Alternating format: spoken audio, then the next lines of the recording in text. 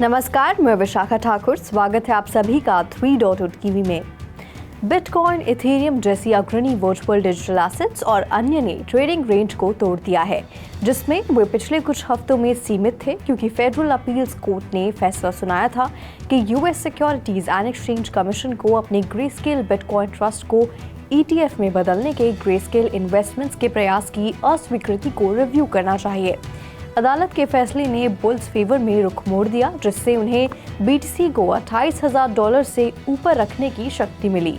Market capitalisation के हिसाब से सबसे बड़ी क्रिप्टो करेंसी तब से पीछे हट गई है, लेकिन अभी भी एशिया ट्रेड के दौरान 5.77% ऊपर $27,647.23 पर कायम है। ETH मार्केट वैल्यू में दूसरा सबसे बड़ा क्रिप्टो 4.09% ऊपर $1,723.51 पर ट्रेड कर रहा था। GBTC ने डबल डिजिट में लाभ अर्जित किया, जिससे कि नेट एसेट वैल्यू पर उसका डिस्काउंट 25% से घटकर 17% हो गया, क्योंकि ट्रेडर्स ने शर्त लगाई कि यह फैसला ETF कन्वर्जन का मार्ग प्रशस्त कर सकता है, जो डिस्काउंट को पूरी तरह से खत्म कर देगा। एक्सपर्ट्स ने कहा कि ग्रेस्केल की जीत संभावित रूप से अमेरिका में स्पॉट बिटकॉइन ETF लॉन्च की संभावना को करीब ला दिया है। पिछले 24 घंटों में ग्लोबल क्रिप्टो मार्केट कैप 4.81% बढ़कर $1.1 ट्रिलियन हो गया। इसके साथ ही टोटल क्रिप्टो मार्केट का वॉल्यूम 118.15% बढ़कर $53.26 बिलियन हो गया। DeFi का टोटल वॉल्यूम वर्तमान में $2.81 बिलियन है और सभी स्टेबल कॉइन्स का वॉल्यूम $49.3 बिलियन है, जो कि टोटल क्रिप्टो मार्केट के 24 घंटे की वॉल्यूम को क्रमशः 5.28% और 92.75% को रिप्रेजेंट करता है। बिटकॉइन का डोमिनेंस 0.69% बढ़कर 48.97% हो गया। टॉप 15 टोकन का बैरोमीटर IC15 इंडेक्स 5.39% उछलकर 36,116.34 पर पहुंच गया। इस बीच इस फैसले ने अन्य ETF एंथुसियास्ट के लिए संभावनाएं बढ़ा दी हैं। पब्लिकली ट्रेड करने वाले क्रिप्टो नाम जो आगे बढ़ रहे हैं वे हैं कॉइनबेस और MicroStrategy हैं। पूरी तरह से परेशान माइनर्स और भी बड़ी मूव्स पोस्ट कर रहे हैं। मैराथन डिजिटल और राइट प्लेटफॉर्म्स और हट 8 माइनिंग हर अपने ओवरनाइट क्लोजिंग लेवल पर डबल डिजिट गेन्स जोड़ रहे हैं।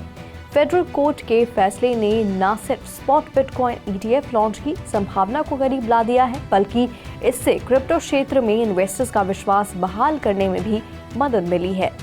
मार्केट में मंदी के कारण भारतीय crypto currency investment platform CoinSwitch ने अपने कस्टमर केयर स्टाफ को 1/3 से अधिक कम कर दिया। एक कॉर्पोरेट प्रवक्ता के अनुसार लगभग 3 हफ्ते पहले हुई 44 जॉब लॉसेस सभी एम्प्लॉयज के 7% से थोड़ा कम दर्शाती हैं। लेऑफ से पहले कंपनी ने अप्रैल से लगभग 60 वर्कर्स को काम पर रखने के बाद कुल मिलाकर लगभग 640 लोगों को रोजगार दिया। मुख्य रूप से कंप्लायंस और प्रोडक्ट टेक्नोलॉजी डिपार्टमेंट्स में। कस्टमर सर्विस टीम में अभी भी 82 लोग हैं। कॉइनस्विच एकमात्र ऐसी कंपनी नहीं है जिसे नए माहौल के साथ तालमेल बिठाने की जरूरत है। प्रतिद्वंदी कॉइन DCX ने इस महीने की शुरुआत में अपने वर्कफोर्स की संख्या में लगभग 12% की कमी की। 71 लोगों को एक बेयर मार्केट के रूप में निकाल दिया और भारत के टैक्स लॉज ने संयुक्त रूप से ट्रेडिंग वॉल्यूम और रेवेन्यू को कम कर दिया है। हाल ही में क्रिप्टो करेंसी एक्सचेंज बाइनेंस और इंटेलिजेंस एजेंसी TRM लैब्स के काम की बदौलत ISIS टेररिस्ट एक्टिविटी से जुड़े कई लोगों की सफलतापूर्वक पहचान की गई। उनकी एक्टिविटीज ने खुरासन प्रोविंस के कई रेजिडेंट्स को पकड़ने में ताजिक लॉ एनफोर्समेंट की सहायता की, जिसमें इस्लामिक स्टेट के एक सीनियर मेंबर शामिल हुकुमतोव भी शामिल थे। ये जानकारी ब्लॉकचेन इंडस्ट्री में अपराध से लड़ने के लिए दुनिया भर में लोकल गवर्नमेंट्स के साथ सहयोग करने की दोनों बिजनेसेस की कमिटमेंट की पुष्टि करती है।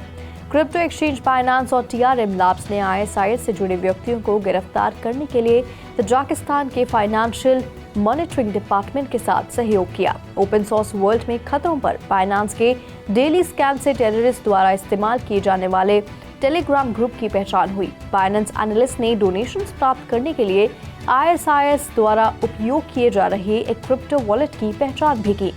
गिरफ्तारियां सस्पिशियस क्लाइंट्स की KYC इन्फॉर्मेशन से कंसल्ट करने और उनके लिंक किए गए IP एड्रेसेस पर नजर रखने पर आधारित थी। गिरफ्तार किए गए व्यक्तियों में शामिल हुकूमतौफ शामिल हैं, जो कि रिक्रूटमेंट और सभी मनी लॉन्ड्रिंग में शामिल ISIS का एक प्रमुख व्यक्ति है। दुनिया के सबसे बड़े क्रिप्टो करेंसी एक्सचेंज बाइनेंस ने अपने peer to peer trading platform से बैंको डी वेनेजुएला पेमेंट ऑप्शन को हटा दिया है। ये संभवतः इंटरनेशनल बैंकिंग पेनल्टीज का अनुपालन करने का एक प्रयास है और पिछले हफ्ते रशियन इंस्टीट्यूशंस को शामिल करने वाली ऐसी ही कार्रवाइयों का अनुसरण करता है जो कि सैंक्शंस के अधीन थे। वेनेजुएला के यूजर्स का दावा है कि रशियन बैंक्स के बाइनेंस द्वारा सिमिलर रिमूवल्स की एक स्ट्रिंग के बाद इस हफ्ते बैंको D Venezuela P2P payment choices से गायब हो गया है। 24 अगस्त के वॉल स्ट्रीट जर्नल के आर्टिकल से पता चलता है कि इंटरनेशनल बैंकिंग पेनल्टी से बचने में एक्सचेंज की इन्वॉल्वमेंट स्पष्ट रूप से इस कार्रवाई के पीछे की प्रेरक शक्ति है। वेनेजुएला के एक प्रमुख फाइनेंशियल इंस्टीट्यूशन बैंको डी वेनेजुएला के पास 2000 के दशक में लोकल मार्केट में 11% शेयर था। 2009 में ग्रुपो सेंटेंडर द्वारा इसे स्टेट को $1 बिलियन में बेच दिया गया। 2018 में यूएस ट्रेजरी डिपार्टमेंट ने 2014 और 2017 के प्रोटेस्ट के जवाब में वेनेजुएलन के गवर्नमेंट ऑफिशियल्स और एफिलिएटेड इंस्टीट्यूशंस पर सैंक्शंस लगाए। सुप्रा, एक लीडिंग ब्लॉकचेन ऑर्गेनाइजेशन ने हाइपरनोवा विकसित किया है, जो एक ब्रिजलेस टेक्नोलॉजी है जो L1 कंसेंसस के माध्यम से सीधे क्रॉस चेन कम्युनिकेशन को सक्षम बनाती है। ये groundbreaking methodology centralized bridges की आवश्यकता को समाप्त कर देती है, जिससे कि ब्लॉकचेन कनेक्शन L1 से L1 क्रिप्टोग्राफिक कंसेंसस के माध्यम से अधिक सिक्योर, रिलायबल और स्केलेबल बन जाते हैं। CEO जोशुआ टॉपकिन का मानना है कि हाइपरनोवा ब्लॉकचेन इंडस्ट्री में एक बड़ी सफलता है।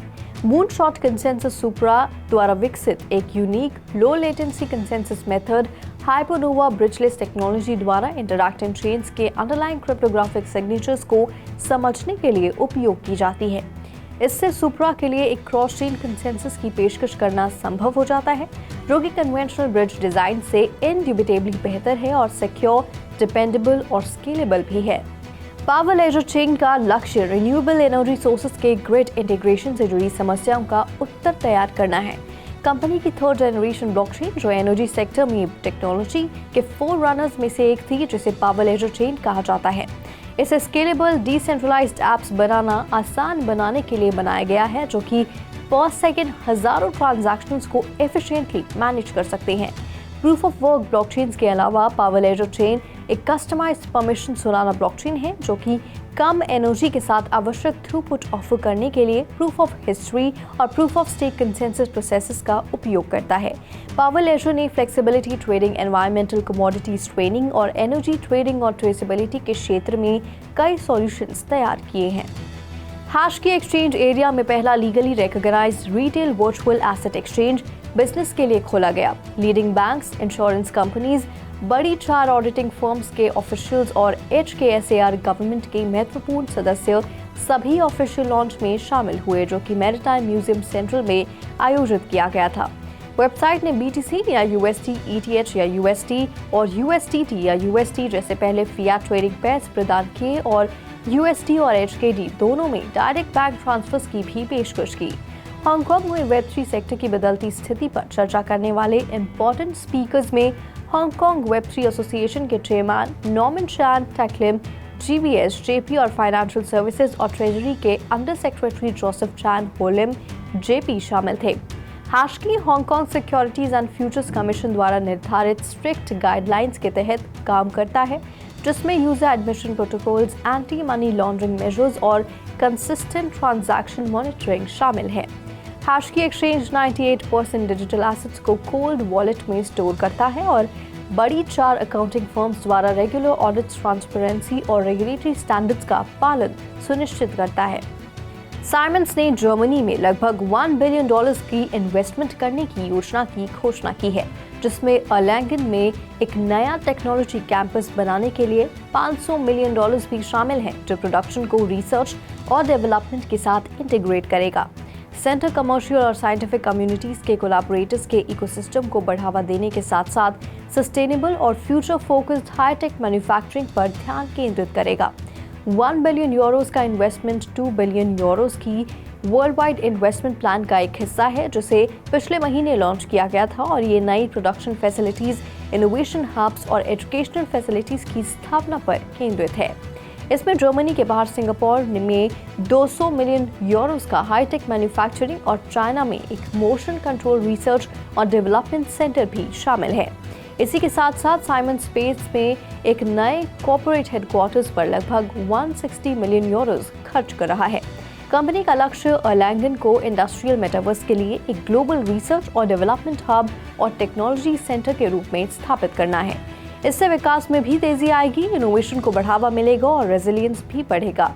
कंपनी अर्लैंगडन में अपनी उपस्थिति को मजबूत करने के लिए digital production, industrial 3D printing और पावर इलेक्ट्रॉनिक्स पर ध्यान केंद्रित कर रही है। Rhode Island currency transmission license जो स्टेट में क्रिप्टोकरेंसी ट्रेडिंग के लिए आवश्यक है, जो एक्स को ग्रांट किया गया है। लाइसेंस ट्विटर को अपने यूजर्स की ओर से डिजिटल एसेट्स के स्टोरिंग, ट्रांसफरिंग और एक्सचेंजिंग जैसी वर्चुअल करेंसी रिलेटेड सर्विसेज प्रदान करने में सक्षम कर सकता है। Rhode island department of business regulatory के अनुसार कोई भी व्यक्ति या ऑर्गेनाइजेशन जो वर्चुअल करेंसी या दूसरों की ओर से वर्चुअल करेंसी में ट्रांजैक्शंस पर नियंत्रण बनाए रखता है के लिए करेंसी ट्रांसफर लाइसेंस होना आवश्यक है। इसमें क्रिप्टो करेंसी वॉलेट्स, एक्सचेंजेस और पेमेंट गेटवेज शामिल हैं जो कि वॉलेट्स कॉन्टेंट्स मनी के इंचार्ज हैं। हाल ही में ट्विटर पेमेंट इंडस्ट्री में एक्सपैंड करने की कोशिश कर रहा है। कॉर्पोरेशन ने पहले बिटकॉइन इंडस्ट्री में अपनी इन्वॉल्वमेंट बढ़ाई है। उन्हें बिटकॉइन टिप्स भेजने और प्राप्त करने में सक्षम बनाने के लिए इसने बिटकॉइन पेमेंट सॉफ्टवेयर स्ट्राइक के साथ पार्टनरशिप की है। इसने यूजर प्रोफाइल पर बिटकॉइन और इथेरियम एड्रेसेस दिखाने के लिए समर्थन भी सक्षम किया है। लुई विटॉन और मॉन्क्लेर जैसे लग्जरी ब्रांड्स खुद को बड़े कल्चरल एनवायरनमेंट के एक एसेंशियल कंपोनेंट के रूप में स्थापित करने के लिए काम कर रही हैं। ये सुनिश्चित करने के लिए कि उनका महत्व केवल कमर्शियल एंटिटीज से परे हो। अब जबकि वेब3 का उपयोग किया जा रहा है, वॉलमार्ट अपनी कल्चरल क्रेडेंशियल्स में भी सुधार कर रहा है। कल्चरवर्स बनाने के लिए स्पेशल मेटावर्स पर एक immersive gamified experience Walmart Web3 creative company people of crypto lab के साथ कोलैबोरेट कर रहा है। यह हिप हॉप की 50th एनिवर्सरी के साथ साथ ब्लैक कल्चर के ट्रांसफॉर्मेशनल इन्फ्लुएंस को मनाने के लिए किया जाता है। कल्चरवर्स हिप हॉप के अर्ली विजनरीज का सम्मान करता है और आर्ट, म्यूजिक और फैशन पर इसके प्रभाव का पता लगाता है। वॉलमार्ट अपने ब्लैक एंड अनलिमिटेड प्लेटफॉर्म के माध्यम से ब्लैक क्रिएटर्स के लिए टेक्नोलॉजी तक पहुंच का विस्तार करेगा। बेरी और अकबर हामिद द्वारा स्थापित क्रिप्टो लैब के लोगों के पास द सैंडबॉक्स, अनिमोका ब्रांड्स, गैंगल्स, कॉन्क्रीट रोज और टेस्ट वेंचर्स जैसे प्रमुख पार्टनर्स और इन्वेस्टर्स भी हैं। आज के लिए बुलेटिन में फिलहाल इतना ही। मैं विशाखा आपसे फिर मिलूंगी ऐसी ही अपडेट्स के साथ। तब तक के लिए देखते रहिए 3.0 TV और ऐसी ही वेब3 से जुड़ी और अपडेट्स के लिए लॉग ऑन कीजिए हमारी वेबसाइट www.3versetv.io पर या फिर स्कैन कीजिए QR कोड।